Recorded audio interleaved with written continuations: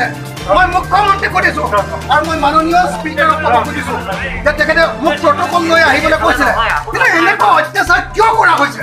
কিয় এয়া সমগ্ৰ অসমীয়া জাতিৰ প্ৰতি অপমান হয় নে নহয় শিৱসাগৰবাসীৰ প্ৰতি অপমান হয় নে নহয়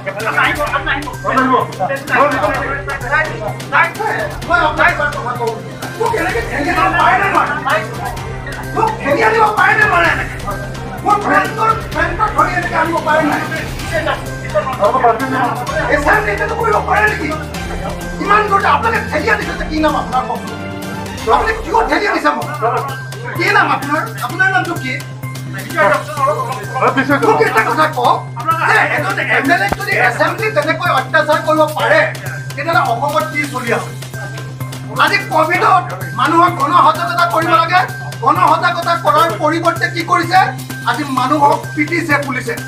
এয়া ফেষ্টিভেল হয় নে নহয় এয়া ফেষ্টিভেল হয় নে নহয় গণসজাগতা কৰিব লাগে মাছ এৱাৰনেছ আনিব লাগে তাৰ বিপৰীতে পুলিচে মানুহক পিটিছে মোক এছেম্বলিৰ ভিতৰত এনেকুৱা অন্যায় কৰিব পাৰে নেকি এছেম্বলি চলি আছে যদি মোক কেনেকৈ মাৰি ঠেলি আনিছে কেনেকৈ ঠেলি আনিছে